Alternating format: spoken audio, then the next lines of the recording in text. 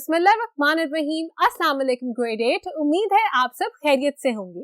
We were doing chapter 6 which is about water. अब तक हमने इस चैप्टर के काफी कॉन्सेप्ट्स को डिस्कस कर लिया। सबसे पहले हमने पढ़ा वाटर साइकिल क्या होता है। उसके बाद हमने देखा कि वाटर पोल्यूशन किस तरह से कॉज होती है।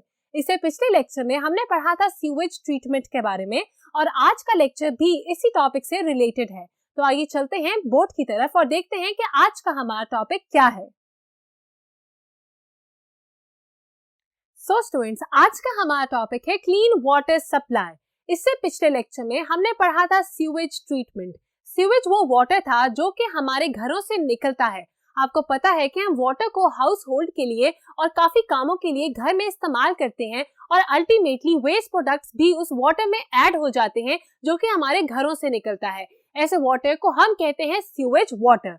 सीवेज वाटर को अगर डायरेक्टली हम डिस्पोज ऑफ कर दें रिवर्स में या फिर बड़ी वाटर बॉडीज जैसे सी, ओशन में, तो वो एक्वेटिक लाइफ को खतरे में डाल सकता है। इसीलिए सीवेज वाटर को ट्रीट किया जाता है, एक प्लांट में से गुजारा जाता है।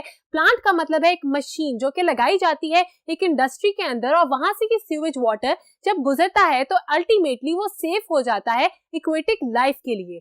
ये जो सीवेज वाटर हमने सेफ बना दिया है, this is only for aquatic life. इसका मतलब ये है कि जब हम इसको बड़ी वाटर बॉडी के अंदर अब डिस्पोज ऑफ करेंगे तो वो एक्वेटिक लाइफ के लिए खतरा नहीं होगा। मगर सीवेज वाटर को ट्रीट करने के बाद हम अपनी नॉर्मल लाइफ के कामों के लिए इस्तेमाल नहीं कर सकते। जो हम नॉर्मल पानी इस्तेमाल करते हैं उसको किस तरह से ट्रीट किया जाता है, सेफ बनाया जाता है, आज के लेक्चर में हम ये पढ़ेंगे। तो मैंने सबसे पहले लिखा अ water that can be used for drinking purposes without causing any harm. ये मैंने डेफिनेशन लिखी सेफ और क्लीन वाटर की। हम कैसे पानी को सेफ कहते हैं या क्लीन वाटर का क्या मतलब है? ऐसा पानी जो कि अगर हम ड्रिंक करें, कंज्यूम करें तो वो हमारी बॉडी पे किसी तरह का हार्मफुल इफेक्ट लेके नहीं आएगा।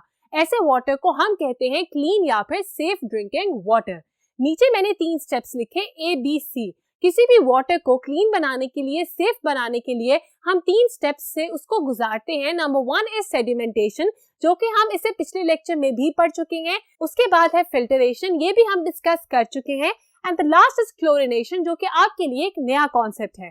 तो ऐसा पानी जो कि हमें घर के कामों के लिए चाहिए होता है या ड्रिंकिंग के पर्पस के लिए हम यूज करते हैं, उसको साफ करने का या फिर सेफ बनाने का जो तरीका है वो 3 स्टेप्स में पूरा हो जाता है। सबसे पहले इस वाटर को हम गुजारते हैं सेटलिंग टैंक में से। सेटलिंग टैंक ऐसा टैंक है जिसमें सेडिमेंटेशन का प्रोसेस हम करवाते हैं।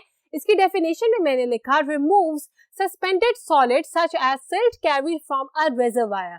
आपको पता है कि हम पानी जो है कहाँ से लेते हैं, या तो लेक्स, रिवर्स में से ये पानी हम तक पहुंचता है, या अगर हम कुएं में से पानी लेते हैं तो उसके अंदर किसी किस्म की हो सकता है मिट्टी या छोटे छोटे पार्टिकल्स रेत के मौजूद हों। तो ऐसे पार्टिकल्स को निकालने के लिए हम यूज करते हैं the process of sedimentation. Sedimentation निकला है फ्रॉम द वर्ड सेडिमेंट, जो हम कहते हैं सॉलिड पार्टिकल्स को जो कि सेटल डाउन कर जाते हैं at the bottom of the tank. ये क्यों सेटल डाउन करते हैं? अगर हमारे पानी में कुछ डिसॉल्व्ड लाइट पार्टिकल्स हैं और कुछ हेवी पार्टिकल्स हैं, तो जो हेवी पार्टिकल्स होंगे वो नीचे जाके बॉटम पे सेटल डाउन कर जाएंगे और उनको हम कहेंगे सेडिमेंट। तो सबसे पहले हम ऐसे पानी को सेडिमेंटेशन टैंक या फिर सेटलिंग टैंक में से गुजारते हैं और जो सॉलिड सस्पेंडेड पार्टिकल्स होते हैं वो बॉटम पे जाके सेटल डाउन कर जाते हैं और हमारे पानी से अलग हो जाते हैं। उसके बाद का प्रोसेस है फिल्टरेशन। जब हम सेडिमेंटेशन का प्रोसेस करवा देते हैं, वाटर को गुजार देते हैं सेटलिंग टैंक में से, तो उसके बाद हम उसको फिल्टर करेंगे।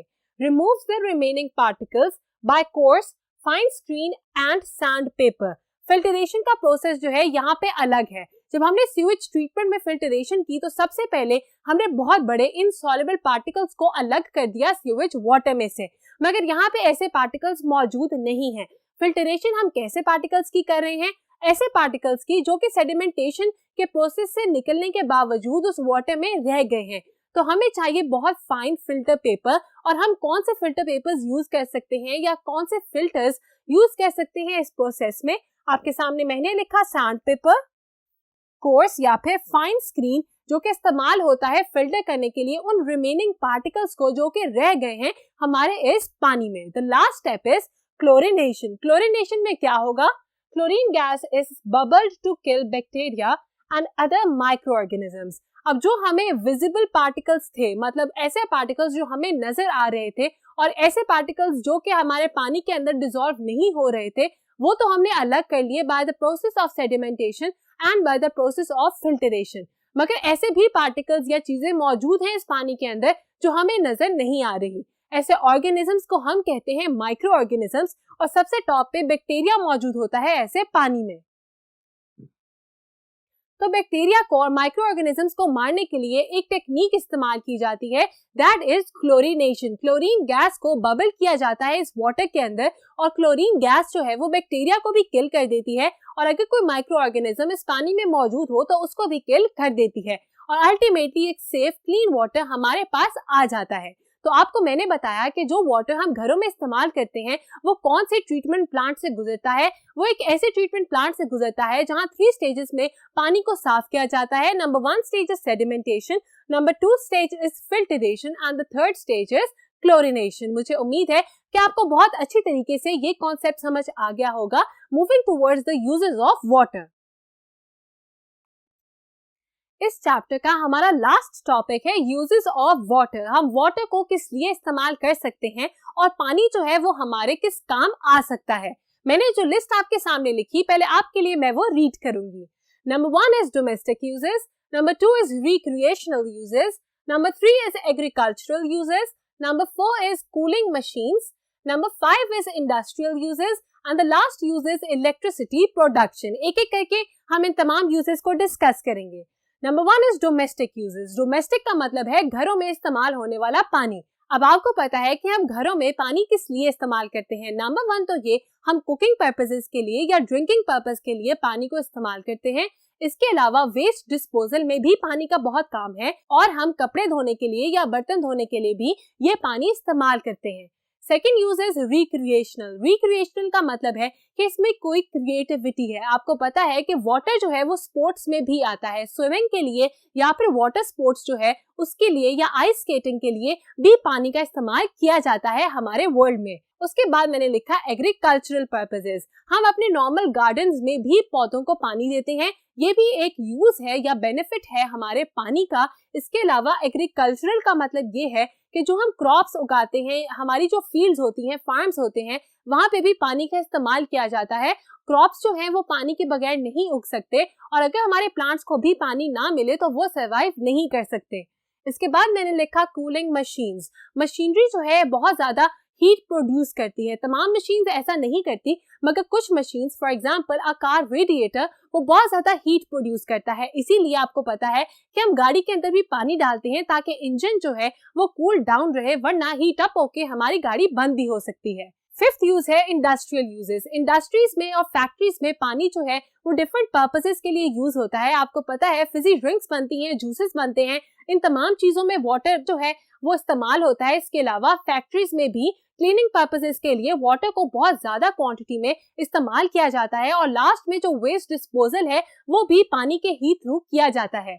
उसके बाद लास्ट यूज है इलेक्ट्रिसिटी प्रोडक्शन।